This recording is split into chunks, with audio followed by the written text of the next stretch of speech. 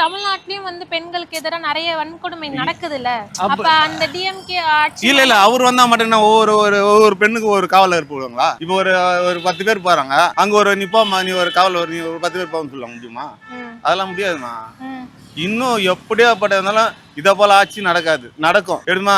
நீ என்னதான் பண்ணாலும் ஒரு இப்ப போற ஒரு லேடிஸ் நிக்கிறாங்க, இப்ப அங்க ஏதோ ஒரு தப்பு நடக்குது, அங்க ஒரு போலீஸுக்கு போட முடியுமாப்பா? நீ எத்தனை பேருக்கு போடுவீங்க? இதெல்லாம் வாயால பேசலாம், செயல்ல வந்து பண்ண முடியாது. அப்ப என்ன நடந்தா இங்க இந்த மாதிரி குற்றங்கள் நடக்கும், கம்மியாகும்?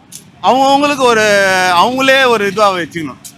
நம்ம இங்க போக கூடாது, இங்க வந்து இவன் வந்து தப்பான ஆளு, நம்ம ஒதுங்கி போனோம், அப்படி போனோம்.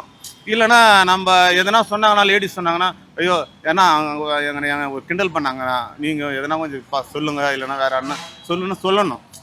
அப்பதான் அதை ஒழிக்க முடியும். நீ வந்து மூடிக்கணுமா அது ஆச்சுன்னா மறுபடியும் அவன் சீண்டுவான். அப்ப திமுக ஆட்சி இப்ப நல்லபடியா நல்ல ஆட்சி தான் நான் சொல்லுவேன்.